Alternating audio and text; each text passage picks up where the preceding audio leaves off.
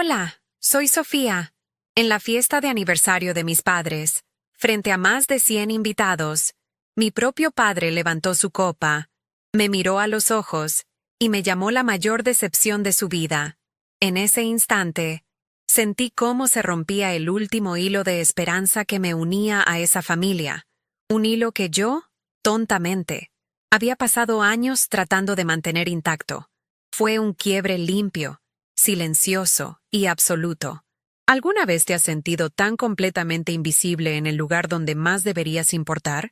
Antes de contarte cómo el sonido de un helicóptero militar interrumpió ese silencio sepulcral para cambiarlo todo, déjame un comentario diciéndome desde dónde me estás viendo y suscríbete al canal. Créeme, no querrás perderte la cara que puso mi padre cuando descubrió quién era yo en realidad. La invitación había llegado como una orden, no como una solicitud. El 40º aniversario de bodas de mis padres, Ricardo e Isabel, era el evento social del año en su círculo de Coral Gables.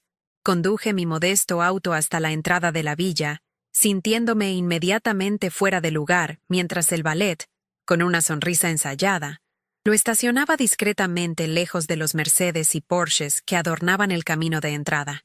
El aire olía a jazmín, a césped recién cortado y a ese tipo de dinero antiguo que se esfuerza por parecer casual. Cada detalle gritaba opulencia. Las luces colgantes que parecían estrellas atrapadas en los árboles, el murmullo de las conversaciones elegantes y el tintineo de copas de cristal que contenían champán carísimo. Yo, con mi sencillo vestido azul marino y mi trabajo de administrativa de bajo nivel en el gobierno, era una nota discordante en esa sinfonía de éxito. Mi madre, Isabel, fue la primera en recibirme, con una sonrisa tan frágil como la copa que sostenía. «Sofía, qué bueno que viniste», dijo, dándome un beso en la mejilla que apenas rozó mi piel. Su mirada recorrió mi atuendo en una fracción de segundo. «Ese vestido es muy sencillo, pero te queda bien». Era su forma de decir que no encajaba. Una crítica envuelta en un cumplido vacío. Ella era una experta en el arte de la evasión. Había pasado 40 años perfeccionando su habilidad para no ver, no oír y, sobre todo, no confrontar la crueldad silenciosa de mi padre. Su lealtad no era hacia sus hijos, sino hacia la fachada de perfección que habían construido juntos, una fachada que mi existencia modesta amenazaba con agrietar. Poco después apareció mi hermano, Mateo, el hijo dorado, con su traje a la medida y una sonrisa de suficiencia. Era la encarnación de todas las ambiciones de mi padre. «Hermanita, al fin», dijo, dándome un abrazo que se sintió más como una evaluación. «¿Cómo va todo en ese pequeño apartamento? Me imagino que debes estar ahorrando una fortuna con ese trabajo tuyo».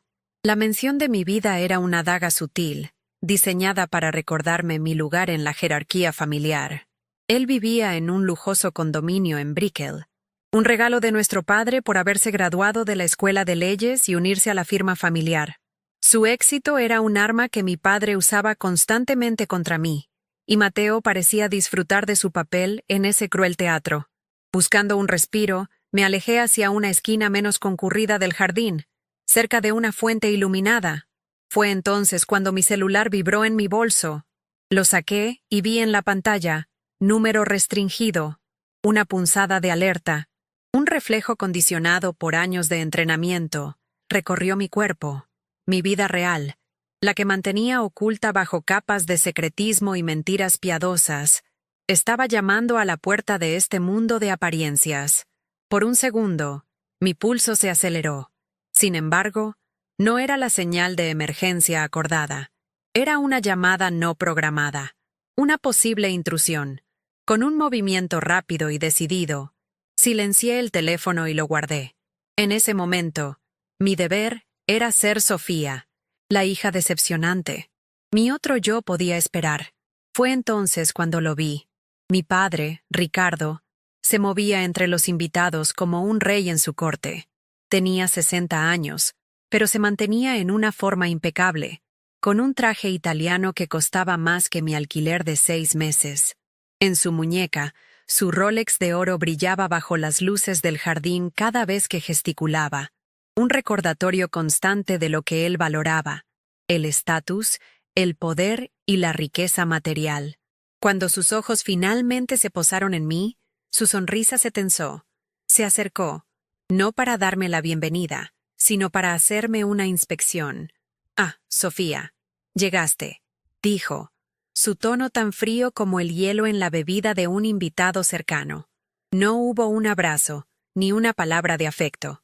Solo una mirada que me desnudaba y me encontraba, como siempre, deficiente. Durante la siguiente hora, me convertí en un fantasma en mi propia familia.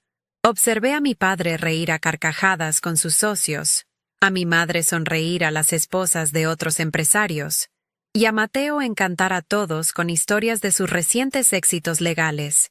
Yo deambulaba con una copa de agua con gas, sintiendo las miradas de lástima de algunos conocidos de la familia, aquellos que sabían la historia de la oveja negra. Me sentía como una pieza de museo mal catalogada, una curiosidad que nadie entendía por qué seguía en exhibición. Cada murmullo que escuchaba a mi paso, cada sonrisa condescendiente, era una pequeña piedra lanzada contra el escudo invisible que había construido durante años para protegerme de su juicio. Pero esa noche, el escudo se sentía peligrosamente delgado. Finalmente, el momento culminante de la noche llegó. Ricardo golpeó suavemente su copa de champán con un tenedor, y un silencio expectante cayó sobre el jardín. Se paró en una pequeña tarima improvisada, con mi madre a su lado, radiante y sumisa. Las luces se atenuaron ligeramente, enfocando toda la atención en él. Comenzó su discurso, su voz resonando con la confianza de un hombre acostumbrado a ser escuchado. Agradeció a todos por venir. Habló de sus 40 años junto a Isabel con una elocuencia ensayada, y luego se volvió hacia Mateo, llenándolo de elogios. «Mi hijo, mi heredero, un hombre que engrandece el nombre de nuestra familia cada día», dijo, y la multitud aplaudió calurosamente. Yo me quedé inmóvil, anticipando lo que vendría después. Era una rutina que conocía de memoria, el elogio para Mateo, seguido por el silencio o, peor aún, por un comentario pasivo-agresivo hacia mí. Pero esa noche fue diferente. Después de que los aplausos por Mateo se calmaron, mi padre no continuó con el siguiente punto de su discurso. En cambio, barrió el jardín con la mirada hasta que sus ojos, fríos y calculadores, se clavaron en los míos. Hubo una pausa, un silencio tan denso que podía sentirse físicamente. Todos siguieron su mirada y, de repente, 100 pares de ojos estaban fijos en mí. En ese momento, supe que no sería un comentario sutil. Supe que el golpe final, el que había estado preparando durante años, estaba a punto de llegar. «Y luego está Sofía», dijo mi padre, y su voz, que momentos antes había estado llena de orgullo al hablar de Mateo, adquirió un filo cortante. El silencio en el jardín se volvió pesado, opresivo. Sentí como si el aire se estuviera solidificando a mi alrededor, atrapándome en el centro de un escenario que no había elegido. Mi entrenamiento me decía que mantuviera la calma, que controlara mi respiración, que mostrara una cara impasible. Pero por dentro, una tormenta se desataba. Era la misma tormenta que había sentido en cada cena familiar, en cada llamada telefónica condescendiente, solo que esta vez estaba a punto de convertirse en un huracán de categoría 5, y yo estaba directamente en su camino, sin ningún lugar donde esconderme. Él hizo una pausa dramática, asegurándose de que cada invitado, cada socio de negocios, cada amigo de la familia, estuviera colgando de sus labios. Sus ojos no se apartaron de los míos. En ellos no vi ira, ni siquiera decepción en el sentido tradicional. Vi un frío desprecio, el de un artista que mira una obra fallida que desearía poder destruir. «He construido un legado», continuó, su voz resonando con una falsa modestia que apenas ocultaba su inmenso ego. «Un legado de éxito, de fortaleza, de respeto. Le di a mis hijos todas las herramientas para honrar ese legado». Su mirada se desvió por un segundo hacia Mateo, quien asintió con una seriedad solemne, como un príncipe heredero aceptando su destino. Luego, su mirada volvió a mí, como una sentencia. Pero a veces, dijo, y la palabra resonó en la quietud de la noche, uno de tus proyectos simplemente no funciona. La metáfora fue tan deshumanizante, tan clínica, que sentí un escalofrío recorrer mi espalda. No era su hija. Era un proyecto fallido, una mala inversión. Levantó su copa de champán un poco más alto, un gesto que parecía sellar mi destino ante ese tribunal de la alta sociedad de Miami. Y entonces, pronunció las palabras que se grabarían en mi memoria para siempre. Las palabras que finalmente cortaron el cordón umbilical de cualquier esperanza o afecto que pudiera haber albergado. Ella, dijo, señalándome sutilmente con su copa, es la mayor decepción de mi vida. El impacto fue silencioso, pero devastador. Fue como el sonido de un cristal rompiéndose en una habitación vacía. No hubo gritos, ni jadeos audibles, solo un cambio colectivo en la atmósfera. 100 pares de ojos, que antes me miraban con curiosidad, ahora lo hacían con una mezcla de lástima, vergüenza ajena y un morboso alivio de no estar en mi lugar. Sentí mis mejillas arder, pero mi cuerpo se mantuvo rígido, una estatua de hielo en medio de un jardín tropical. Mi mente, sin embargo, se aceleró.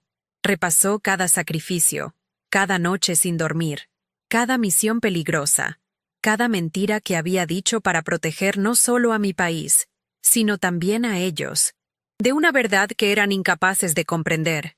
Y todo se reducía a esto, una humillación pública orquestada por mi propio padre. Busqué instintivamente el rostro de mi madre. La encontré de pie junto a Ricardo, con una sonrisa petrificada en sus labios. Sus ojos se encontraron con los míos por una fracción de segundo, y en ellos no vi defensa, ni consuelo, ni siquiera tristeza. Vi miedo. Miedo de romper la perfecta imagen que su marido había creado. Miedo de las consecuencias de desafiarlo. Su silencio fue más ensordecedor que las palabras de mi padre. Fue una complicidad activa, un abandono en el momento en que más necesitaba una aliada. Ella eligió su comodidad, su estatus y su matrimonio por encima de su hija. En ese instante, no solo perdí a un padre, la imagen de mi madre se desmoronó, revelando un vacío donde yo había creído que había amor. Luego miré a Mateo. Él se había movido ligeramente, de modo que ya no estaba directamente en la línea de fuego. Su expresión era difícil de leer al principio, pero entonces lo vi. Un leve ajuste de su corbata de seda, un movimiento casi imperceptible para enderezar su postura. No había compasión en su rostro. Había una especie de validación. La humillación pública de su hermana solidificaba su propio estatus como el único heredero digno, el único hijo exitoso. El fracaso percibido de mi vida era el telón de fondo perfecto para hacer que su propio éxito brillara aún más. En ese pequeño gesto, entendí que él no era un espectador inocente en este drama familiar. Era un beneficiario directo de mi dolor. Mi padre, habiendo lanzado su granada emocional, continuó como si nada. Pero esta noche no es para las decepciones, dijo con una sonrisa que no llegó a sus ojos. Es para celebrar 40 años de éxito, de amor y de una familia fuerte. Levantó su copa. Por Isabel, por nuestro futuro y por el legado que continuará. La multitud, liberada de la tensión insoportable, se unió al brindis con un murmullo de «salud». El tintineo de las copas sonó falso, forzado. El hechizo de la fiesta perfecta se había roto, y todos lo sabían, pero la etiqueta social exigía que pretendieran que todo estaba bien. La música de la orquesta comenzó a sonar de nuevo, un intento desesperado por ahogar el eco de la crueldad. Fue entonces cuando mi entrenamiento se apoderó por completo de mí. Mi respiración se estabilizó, mi ritmo cardíaco, que había amenazado con salirse de mi pecho, volvió a un ritmo controlado. Comencé a analizar la situación como si fuera un informe de misión. Amenaza identificada. Ricardo, el patriarca. Objetivo: la aniquilación emocional y social. Daños colaterales. Yo. Estado de la misión. Completa. Mi mente se volvió clara y fría. No había lugar para las lágrimas ni para la ira. Solo había una evaluación fría de los hechos. La relación que había intentado salvar durante años ya no existía. No había sido dañada, había sido ejecutada públicamente. Mientras la gente comenzaba a moverse y a hablar de nuevo, mis ojos se posaron en la muñeca de mi padre. La luz de una de las lámparas del jardín se reflejó en el oro de su Rolex. Ese reloj, que él siempre exhibía como un trofeo, de repente se convirtió en el símbolo de todo lo que nos separaba. Él medía el valor en quilates, en acciones de la bolsa, en metros cuadrados de propiedades en Coral Gables. Su mundo estaba construido sobre una base de apariencias y riqueza material. Mi mundo, el real, se basaba en el deber, el honor y un tipo de poder que él nunca podría comprar. Miré ese reloj brillante y sentí, por primera vez, no envidia ni resentimiento, sino una profunda y abrumadora lástima por él. Comprendí que su discurso no era solo un ataque personal, era una declaración de intenciones. Al declararme una decepción frente a su círculo íntimo, estaba efectivamente borrándome de la narrativa familiar. Era una forma de desheredarme no solo financieramente, un pensamiento que siempre había flotado en el aire, sino también socialmente. Me estaba convirtiendo en una anécdota, en la hija rara de los García de la que nadie habla. Estaba asegurando que su legado, su precioso nombre, no se viera manchado por mi modesta existencia. El precio de mi entrada a esa familia siempre había sido mi autenticidad, y esa noche, él dejó claro que incluso mi sumisión ya no era suficiente. Una extraña calma me invadió. Era la calma que sigue a la aceptación de una verdad inevitable. Ya no tenía que intentarlo más. Ya no tenía que buscar una aprobación que nunca llegaría. Ya no tenía que sentirme culpable por la vida secreta que llevaba. Él me había liberado.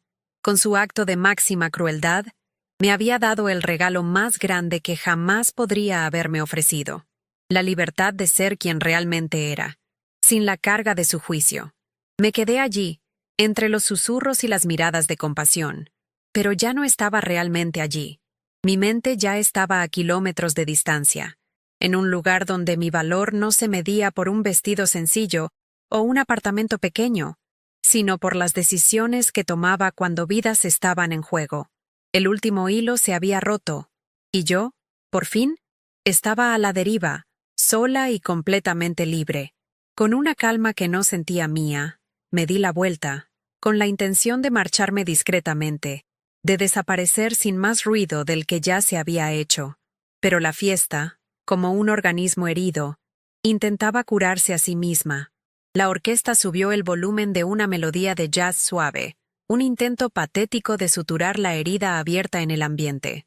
La gente reanudó sus conversaciones en murmullos, lanzándome miradas de reojo, como si yo fuera la escena de un accidente del que no podían apartar la vista.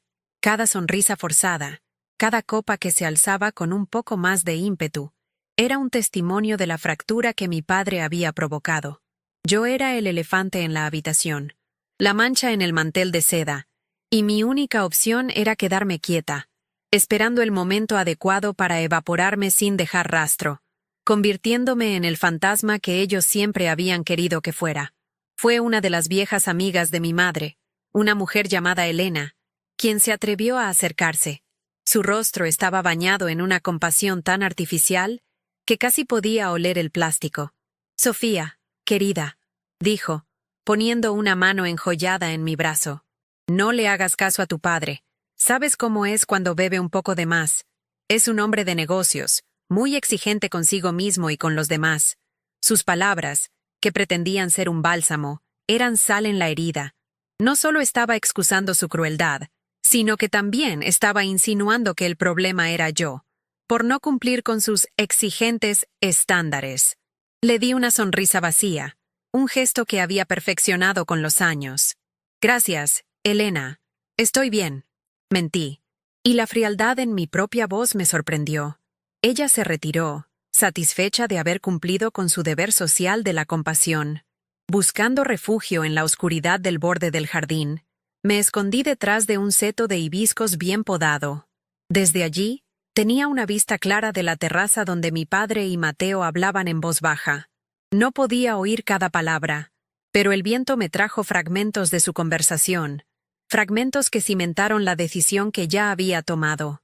Completamente fuera de control. Una vergüenza pública, escuché decir a Mateo. Su tono una mezcla de indignación y satisfacción. Luego la voz de mi padre, más dura, más clara. No te preocupes. Todo está arreglado.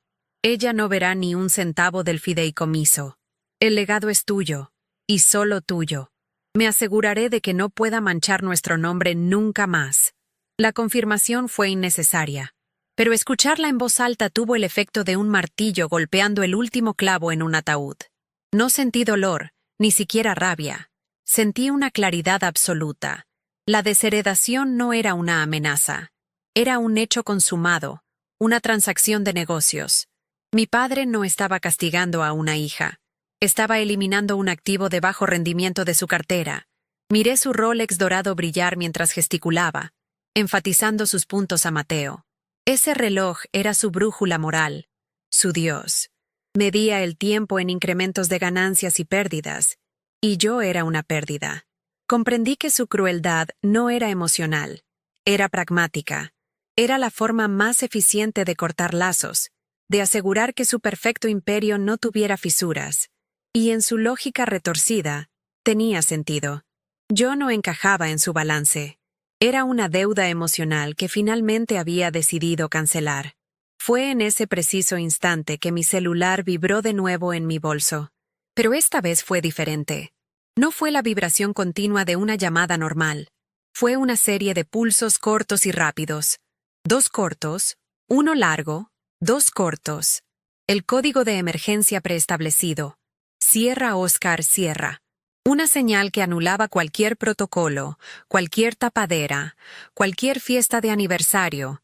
Significaba que algo a nivel nacional estaba ocurriendo y que mi presencia era requerida de inmediato. Un escalofrío. Esta vez no de humillación sino de pura adrenalina. Recorrió mi cuerpo. La fiesta, mi padre, el fideicomiso. Todo se desvaneció en una niebla insignificante. Mi verdadera vida, la que importaba, estaba reclamando su lugar. Saqué el teléfono. La pantalla solo mostraba una palabra. Nómada. Era mi indicativo. Era hora de ir a trabajar. Mi entrenamiento se activó como un interruptor. Mi postura cambió. Mis hombros se enderezaron. Mis ojos, que habían estado vagando sin rumbo, ahora escaneaban el perímetro con un propósito. Evalué las salidas, la densidad de la multitud, el terreno. El jardín de la opulenta villa de mis padres se transformó en un mapa táctico. La fuente iluminada se convirtió en un obstáculo. El camino de entrada, bloqueado por autos de lujo, era una ruta de escape ineficiente.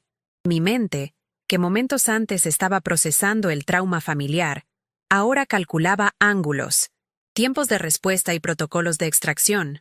Ya no era Sofía, la hija decepcionante, era la contraalmirante García, y tenía una misión que cumplir. El mundo de apariencias de mi padre estaba a punto de colisionar con mi realidad. Y entonces lo oí.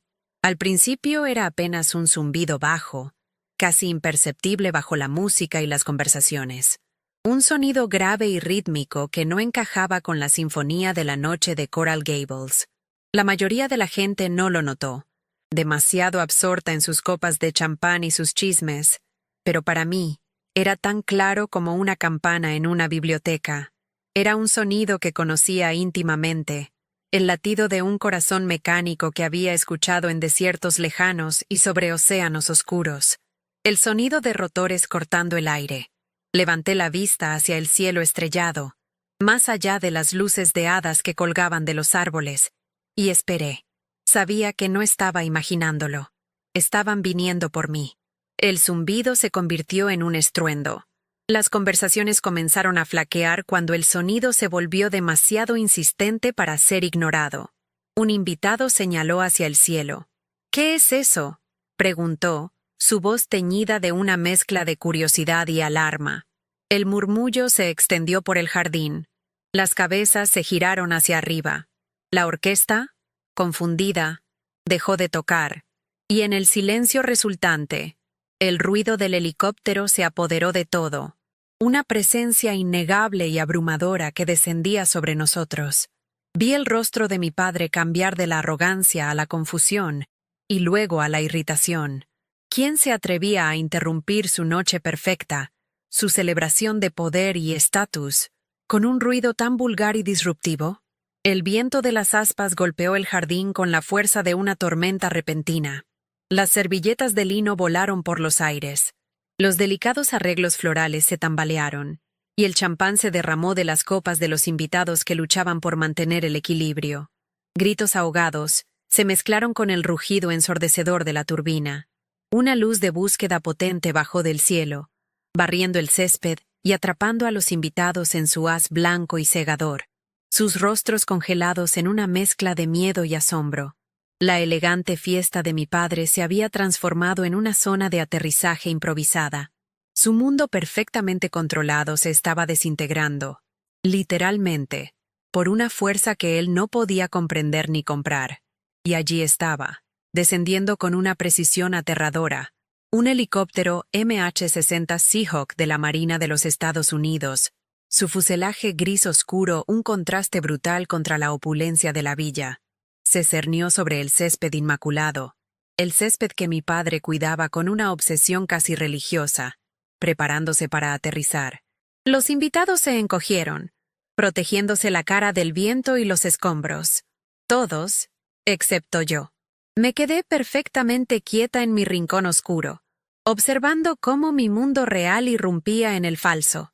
El haz de luz me encontró, y por un momento, estuve en el centro del escenario una vez más, pero esta vez, no era por la humillación de mi padre, era porque la nación me estaba llamando.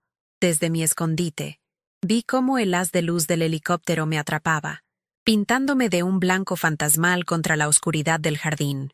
El rugido de los rotores era un trueno que ahogaba cualquier otro sonido, una fuerza de la naturaleza que había invadido el santuario de mi padre. El viento artificial arrancaba pétalos de las rosas y hacía volar los manteles de seda, creando un caos que era extrañamente hermoso. En medio de esa tormenta controlada, me sentí en casa. El pánico de los invitados, sus rostros iluminados por destellos de luz y confusión, me era ajeno. Yo no sentía miedo. Sentía el familiar llamado del deber, una claridad fría y precisa que cortaba a través de años de dolor familiar. Mi mundo había venido a reclamarme, y no había nada que mi padre pudiera hacer para detenerlo. Observé a mi familia, congelada en la terraza como una fotografía de desastre. El rostro de mi padre, Ricardo, era una máscara de furia e incredulidad. Su perfecta fiesta, su escenario de poder, había sido violado por una fuerza que no podía controlar, que no entendía. Vi su mandíbula apretarse, sus manos cerrarse en puños a los costados. Su Rolex de oro, que antes brillaba con autoridad, ahora parecía un simple adorno inútil frente a la abrumadora presencia de la maquinaria militar. A su lado, mi madre, Isabel, se aferraba a su brazo, su rostro pálido de terror, como si un dios antiguo y vengativo hubiera descendido del cielo. Y Mateo, el hijo dorado, simplemente miraba con la boca entreabierta, su arrogancia despojada, reducido a un espectador confundido como todos los demás. Por primera vez en sus vidas, eran impotentes. Mi mente se desconectó por completo del drama personal. La humillación, el brindis, la desheredación, todo se encogió hasta volverse insignificante. Eran problemas de otra persona, de una versión de mí que estaba muriendo en ese mismo instante. Mi cerebro cambió a modo operativo. Analicé el helicóptero, un MH-60 Seahawk, configurado para transporte VIP y operaciones especiales. Eso significaba que la situación era crítica y de alta seguridad. Mi indicativo, nómada, no era una simple llamada. Era una activación de emergencia de nivel 1. Mi plan de una salida silenciosa se había evaporado. El protocolo dictaba que mi extracción debía ser inmediata y sin concesiones, sin importar las circunstancias. Mi tapadera como Sofía, la administrativa, estaba a punto de ser incinerada frente a un centenar de testigos. Con una precisión que hablaba de innumerables horas de entrenamiento, el Seahawk tocó tierra. Sus patines apenas rozaron el césped perfectamente cuidado de mi padre, el mismo césped que él había descrito una vez como la alfombra de nuestro éxito. El impacto fue mínimo, pero el mensaje fue máximo. Esto no era un accidente, era una llegada deliberada y dominante. La puerta lateral se deslizó hacia un lado con un silbido neumático, revelando la silueta de un hombre recortada contra la tenue luz roja del interior de la cabina. No dudó. Saltó al suelo con la agilidad de un atleta y comenzó a caminar directamente hacia la multitud, hacia la luz de búsqueda, hacia mí. El corazón de la fiesta se detuvo por completo, a la espera de lo que vendría a continuación. El hombre que emergió de la oscuridad era la encarnación de la autoridad. Llevaba el uniforme de gala de un capitán de la Marina de los Estados Unidos, sus medallas brillando sutilmente en su pecho, su gorra blanca perfectamente colocada. Se movía con una economía de movimiento que era a la vez eficiente y amenazante. Los invitados, la élite de Miami, se apartaron instintivamente de su camino. Sus trajes de diseñador y sus joyas caras, de repente parecían disfraces frívolos frente a su propósito inquebrantable. Ignoró sus rostros boquiabiertos, sus susurros de asombro. Su mirada estaba fija, un misil guiado por láser que tenía un único objetivo. Yo. Mientras él se acercaba, sentí una transformación final dentro de mí. La última pizca de Sofía, la hija herida, se disolvió. En su lugar, se solidificó la contraalmirante García. Enderecé la espalda. Mis hombros retrocedieron a la postura reglamentaria que me era tan natural como respirar. Mi rostro, que había estado luchando por mantener una máscara de neutralidad, se asentó en una expresión de calma y mando. Observé su aproximación, notando los detalles. La insignia de guerra de superficie en su uniforme, la forma en que sus ojos escaneaban el área en busca de amenazas potenciales incluso mientras caminaba. No era un actor en un drama. Era un profesional en una zona de operaciones, y yo era su comandante en jefe. Fue entonces cuando mi padre, incapaz de soportar un segundo más de irrelevancia, cometió su último error. Dio un paso adelante, interponiéndose torpemente en el camino del capitán. Su voz, acostumbrada a mandar en salas de juntas y clubes de campo, resonó con una indignación que rayaba en lo patético. «¡Un momento!», ladró, intentando recuperar el control de la situación. «¿Quién demonios es usted? Esta es una propiedad privada. Exijo saber qué está pasando aquí ahora mismo». Fue un intento desesperado de reafirmar su dominio en un mundo que ya no le pertenecía, agitando su Rolex como si fuera un cetro de poder. El capitán ni siquiera se detuvo. Giró la cabeza ligeramente, dedicándole a mi padre una mirada tan fría y despectiva que pareció absorber todo el calor a su alrededor. No dijo una palabra. El mensaje era claro. «Usted no importa». Con ese simple gesto, desmanteló 40 años del ego de Ricardo, reduciéndolo a un obstáculo menor y ruidoso. Pasó a su lado sin romper el paso, dejando a mi padre solo en medio de su propio jardín, con la boca abierta y la autoridad hecha añicos. La humillación que me había infligido minutos antes palidecía en comparación con el completo y absoluto desprecio que acababa de recibir de un verdadero hombre de poder. La multitud observaba en un silencio atónito. Podía sentir sus ojos sobre mí, pero su juicio ya no tenía peso. El capitán continuó su marcha hasta que estuvo directamente frente a mí, a una distancia respetuosa.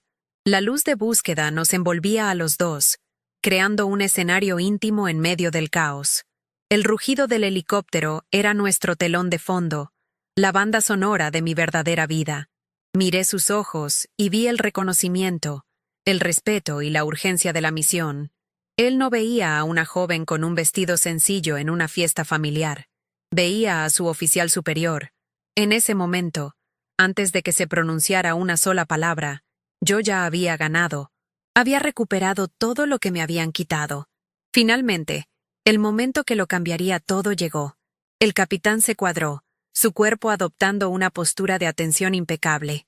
El sonido de sus talones al juntarse fue nítido, un punto final a mi vida anterior. El mundo pareció contener la respiración. Mi padre, mi madre, Mateo, Todos miraban, sus cerebros luchando por procesar una realidad que desafiaba todo lo que creían saber sobre mí. Entonces, con un movimiento preciso y lleno de deferencia, el capitán levantó su mano derecha hacia su sien, sus dedos juntos, en un saludo militar perfecto. El gesto colgó en el aire, un símbolo inconfundible de respeto y jerarquía, dirigido a mí, la mayor decepción de mi padre. La voz del capitán cortó el aire, clara y resonante por encima del rugido de las turbinas, una voz entrenada para dar órdenes en el fragor del combate, no para susurrar en fiestas de jardín. Almirante. El presidente solicita contacto urgente. Cada sílaba fue un golpe de martillo contra el cristal de la realidad que mi familia había construido. La palabra almirante colgó en el aire, pesada e imposible. No fue un susurro, fue una declaración, una bomba de sonido que detonó en el silencio atónito de 100 invitados. Pude ver la incredulidad florecer en los rostros que me rodeaban. Una onda expansiva de confusión que se extendía desde el epicentro donde yo estaba de pie. El mundo se detuvo. El tiempo, que mi padre medía con su Rolex de oro, se había fracturado, y en esa grieta, mi verdadera identidad finalmente salió a la luz, cegadora e innegable. Me volví para mirar a mi padre. Ricardo, el hombre que me había sentenciado públicamente minutos antes, parecía haberse encogido. Su rostro, normalmente bronceado y seguro de sí mismo, había perdido todo su color, volviéndose de un blanco ceniciento que hacía juego con los manteles de la fiesta. Sus labios se movieron, pero no salió ningún sonido. Sus ojos, fijos en mí, eran dos abismos de puro shock. Vi cómo su cerebro intentaba desesperadamente conectar los puntos, la hija decepcionante, la administrativa de bajo nivel, y la palabra, almirante. La ecuación no tenía sentido en su universo. Su mano, la que llevaba el pesado reloj de oro, temblaba ligeramente. En ese instante, todo su dinero, toda su influencia, todo su estatus social se evaporaron, convirtiéndose en humo inútil frente a un poder que él nunca podría comprar ni comprender. Al lado de mi padre, mi madre, Isabel, se llevó una mano a la boca, sus ojos desorbitados por el terror.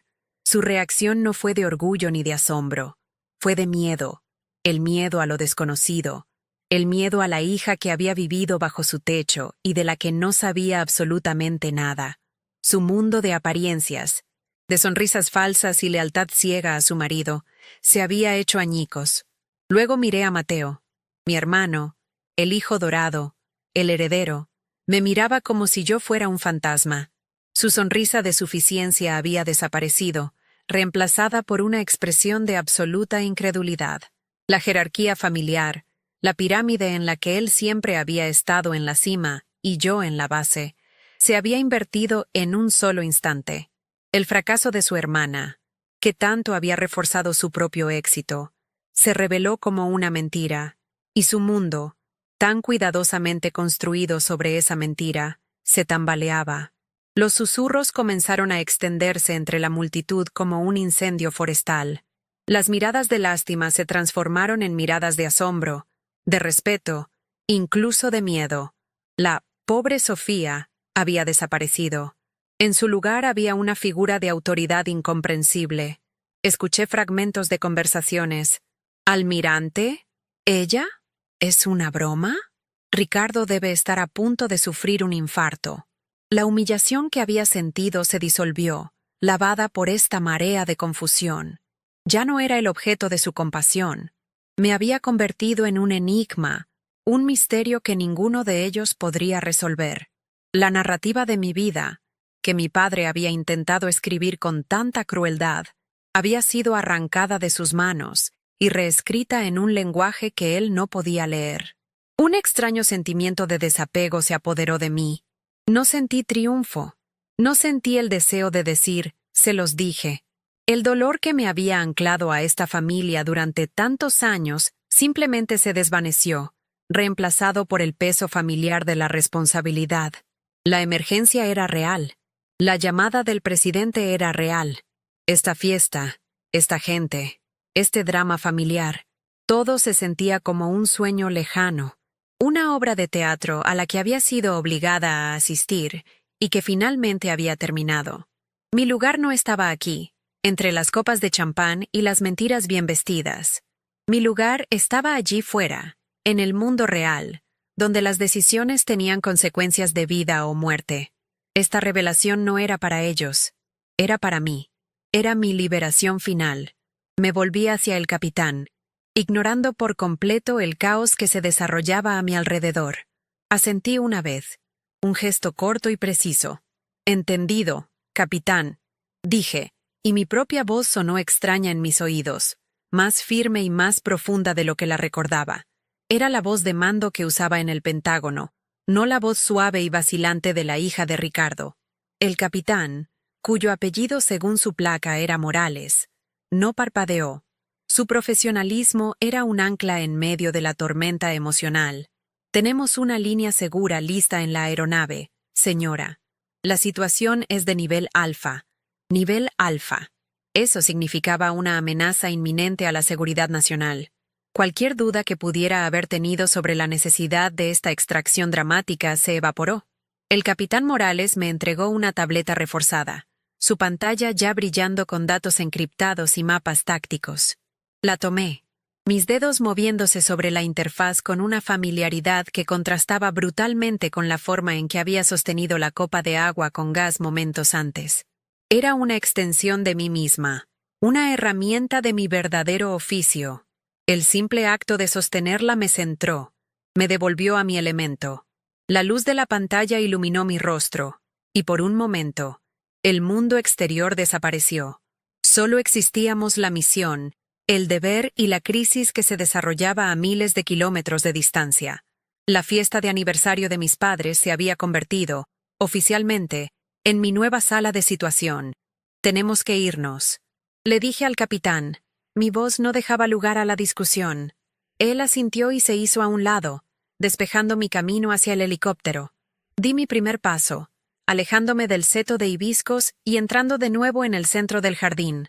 La multitud retrocedió instintivamente, abriéndome un pasillo como si yo fuera de la realeza.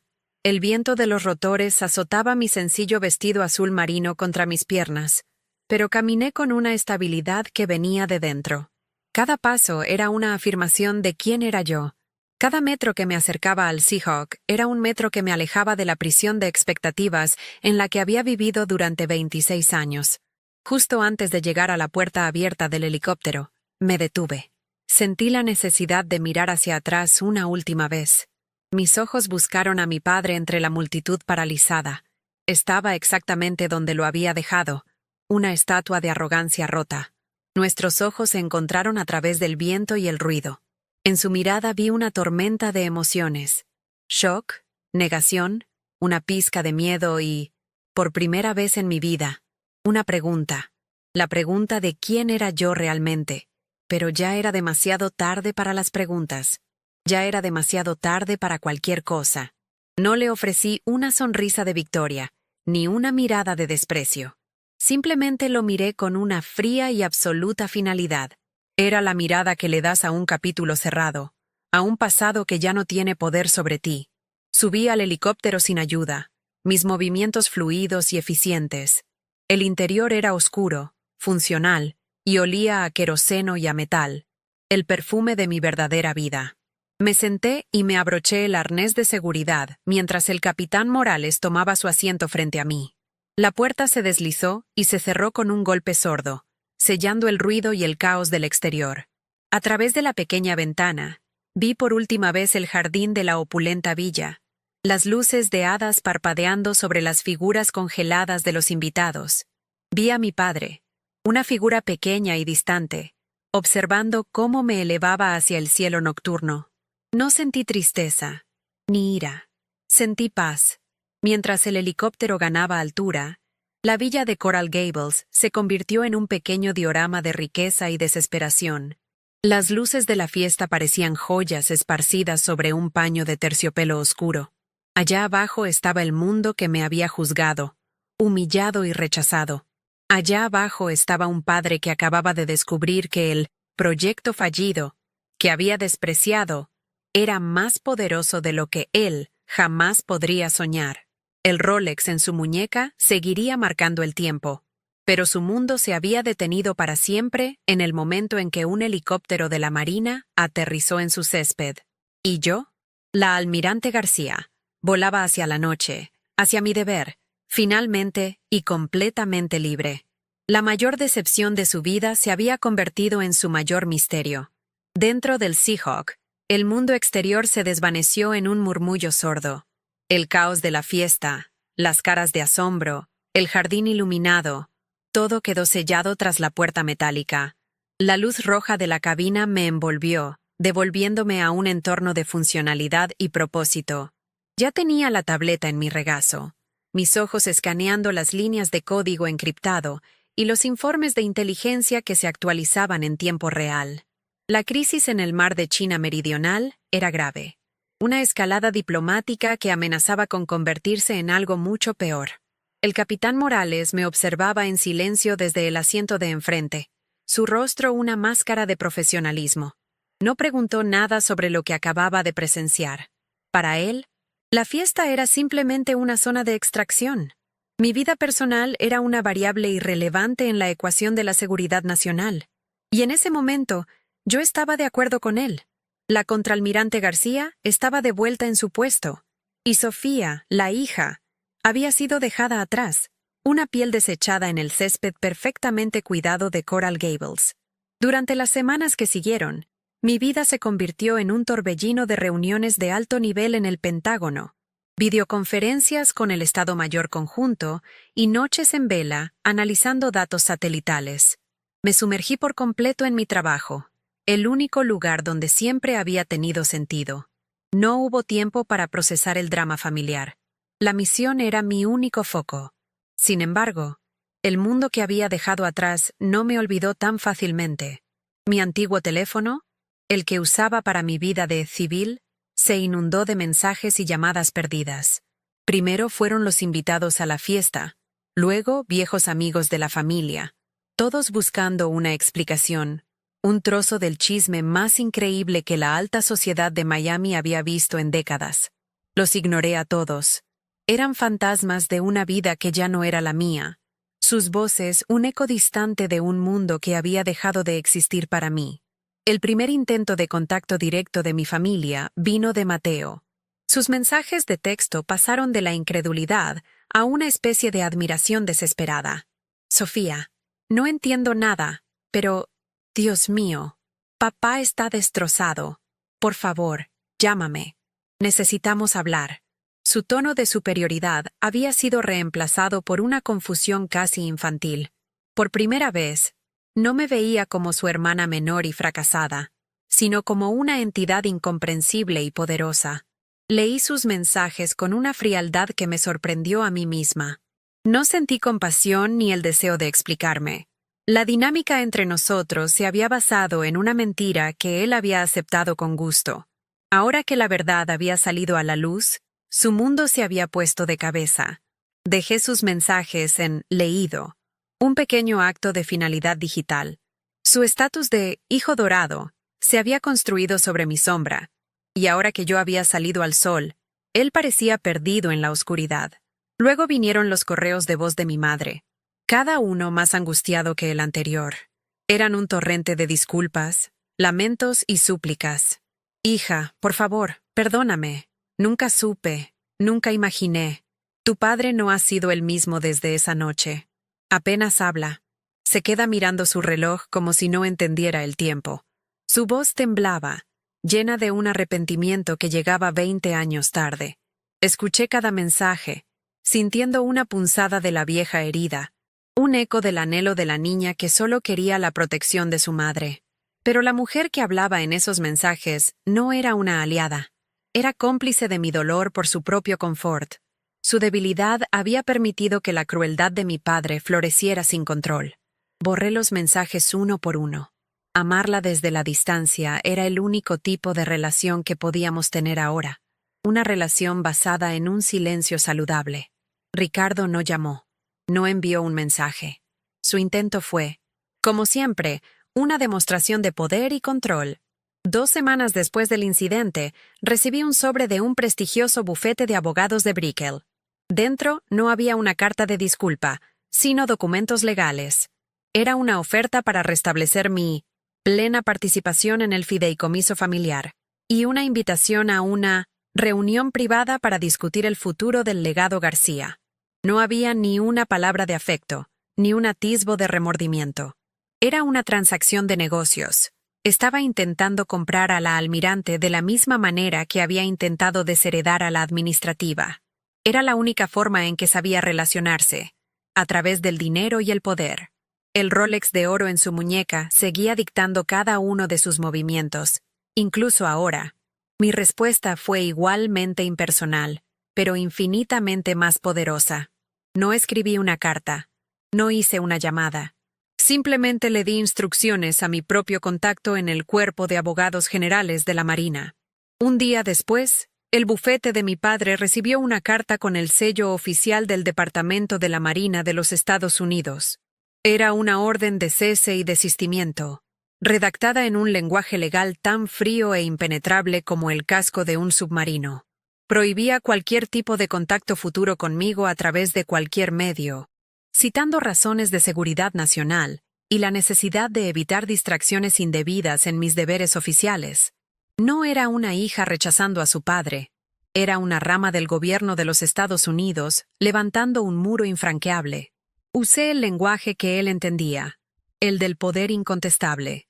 Después de eso, el silencio fue absoluto. Cambié mi número de teléfono personal y establecí un protocolo a través de mi asistente para que cualquier comunicación no oficial fuera bloqueada. Las fronteras que había establecido eran claras y definitivas. Mi vida ahora estaba completamente compartimentada. Mi trabajo era mi vida, y la familia a la que servía era la nación. La familia en la que había nacido se había convertido en un archivo clasificado en el sótano de mi memoria. Un capítulo de antecedentes que ya no tenía ninguna influencia en mis operaciones actuales. La paz que sentí fue profunda y liberadora. Ya no tenía que llevar el peso de 2 identidades. Solo quedaba una, la mía. A través de canales indirectos, me enteré del resultado. La historia de la fiesta del aniversario se convirtió en una leyenda urbana en Coral Gables. Ricardo García, el hombre que controlaba cada aspecto de su vida, se convirtió en el hazmerreír de su círculo social. El padre que no tenía ni idea de que su hija era una de las mujeres más poderosas del país. Su reputación de hombre influyente y omnisciente quedó permanentemente dañada. Se retiró de varias juntas directivas, su arrogancia reemplazada por una reclusión amargada. Mateo, me dijeron, luchaba por ser tomado en serio en la firma, su propio éxito ahora eclipsado para siempre por el misterio de su hermana. Se quedaron con su villa, sus autos de lujo y su Rolex de oro, pero vivían en las ruinas de la fachada que tanto se habían esforzado por mantener. Hoy, mi apartamento ya no está en Miami. Miro por la ventana de mi oficina en Washington, D.C., con vistas al río Potomac. El modesto vestido azul marino fue reemplazado hace mucho tiempo por el impecable uniforme blanco de la Marina. Ya no siento la necesidad de una validación externa. El respeto que recibo de mis colegas, la confianza que el país deposita en mí, es todo lo que necesito. La humillación en ese jardín no me rompió, me forjó. Me liberó de la única cadena que aún me ataba. La esperanza de ser amada por personas incapaces de ver mi verdadero valor. No hay amargura, ni triunfo, solo una calma tranquila. El helicóptero no solo me sacó de una fiesta, me sacó de una vida que no era la mía, y me devolvió a la que sí lo era. Y por primera vez, estoy completa, sola, y finalmente en paz. Lo que aprendí esa noche, bajo el viento de las aspas de un helicóptero y la mirada atónita de 100 extraños, fue una lección que ninguna academia militar podría haberme enseñado. Aprendí que tu valor no lo determina la opinión de quienes son incapaces de verte. Durante años, busqué mi reflejo en los ojos de mi familia y solo encontré una versión distorsionada y disminuida de mí misma. Viví encadenada a su juicio, creyendo que su decepción era mi fracaso. Pero en el momento en que me declararon una pérdida, En el instante en que me humillaron públicamente, me di cuenta de que el único poder que tenían sobre mí era el que yo misma les había entregado. Su opinión no era un espejo de mi alma, sino una ventana a sus propias limitaciones. El mundo de mi padre, con su Rolex de oro como brújula y el estatus como religión, era una construcción frágil. Él medía el éxito en metros cuadrados y ceros en una cuenta bancaria, pero su imperio era de cristal, y el sonido de mi realidad lo hizo añicos. Comprendí que el verdadero poder no es el que se exhibe, sino el que se ejerce en silencio, con responsabilidad y propósito. Su riqueza podía comprar influencia, pero no podía comprar el respeto que se gana con el deber, ni la autoridad que emana de la integridad. Al final, su reloj de oro solo marcaba el tiempo en un mundo vacío, mientras que mis decisiones, tomadas en la sombra, ayudaban a darle forma al mundo real. Esa noche, el contraste entre su poder ilusorio y mi autoridad tangible se hizo dolorosamente claro. Las palabras que mi padre usó para herirme, la mayor decepción de mi vida, se convirtieron, irónicamente, en el catalizador de mi liberación. Ese acto de máxima crueldad no me destruyó. Cortó el último hilo de esperanza tóxica que me ataba a su aprobación. Fue un regalo. Me liberó de la obligación de seguir intentando encajar en un molde que nunca fue para mí. A veces, el momento más doloroso, el rechazo más absoluto, no es un final, sino un comienzo. Es el universo dándote un empujón violento para que dejes de mirar hacia atrás y empieces a caminar hacia el futuro que te pertenece, sin el peso de quienes no merecen hacer el viaje contigo. La humillación fue el precio de mi libertad, y puedo decirles que fue el mejor negocio de mi vida. Durante años, viví mi verdad en secreto, creyendo que era una carga que debía ocultar para proteger a mi familia o, quizás, para protegerme de su juicio. Pero esa noche entendí que no le debes explicaciones a nadie sobre la vida que eliges vivir. Tu camino es tuyo. No necesitas la validación de otros para que tu propósito sea real. La fuerza que construyes en silencio, la persona en la que te conviertes cuando nadie te mira, es tu posesión más valiosa. No dejes que el miedo a ser incomprendido te impida ser quien realmente eres. Al final, tu autenticidad es la única armadura que realmente te protegerá, y su luz, tarde o temprano, encontrará la manera de brillar a través de cualquier sombra que intenten proyectar sobre ti. También descubrí que la familia no siempre es la que te toca por sangre, sino la que eliges y la que te elige por lealtad y respeto. Mi verdadera familia llevaba uniformes, no trajes de diseñador. Me valoraban por mis habilidades, mi carácter y mi compromiso, no por mi apellido o mi capacidad para encajar en su círculo social. Me enseñaron que el respeto se gana, no se hereda, y que la lealtad es un vínculo forjado en la confianza mutua, no en la obligación. Si el lugar donde naciste se siente como un campo de batalla, tienes el derecho de buscar tu propio batallón, de encontrar a las personas que lucharán a tu lado, no contra ti. La sangre te hace pariente, pero solo la lealtad te convierte en familia. Así que, si estás ahí fuera, sintiéndote invisible en el lugar donde más deberías importar, si te hacen creer que tu camino silencioso es un signo de fracaso, quiero que escuches esto. Tu verdad tiene su propia gravedad. No necesitas gritarla ni defenderla. Vívela. Constrúyela con cada decisión, con cada sacrificio que haces en la sombra. Fortalécete en tu propósito. Un día, sin que lo busques, el sonido de tu realidad se volverá tan fuerte que ahogará todas las voces que alguna vez dudaron de ti. No se trata de venganza, sino de realización. Se trata de convertirte en la persona que estabas destinada a ser, no a pesar de tus heridas, sino gracias a la fuerza que encontraste al sanarlas. ¿Cuál fue ese momento en tu vida en que te diste cuenta de que tu valor no dependía de la aprobación de nadie más? Me encantaría leer tu historia en los comentarios. Y si has sentido esa lucha entre la persona que eres y la que otros esperan que seas, suscríbete al canal y activa las notificaciones. Juntos, seguiremos compartiendo las historias que nos recuerdan que nuestra verdadera fuerza no se mide por el aplauso de los demás, sino por la paz que encontramos al ser fieles a nosotros mismos. Créeme, el próximo relato te demostrará que, a veces, un final es solo el comienzo de la verdadera historia.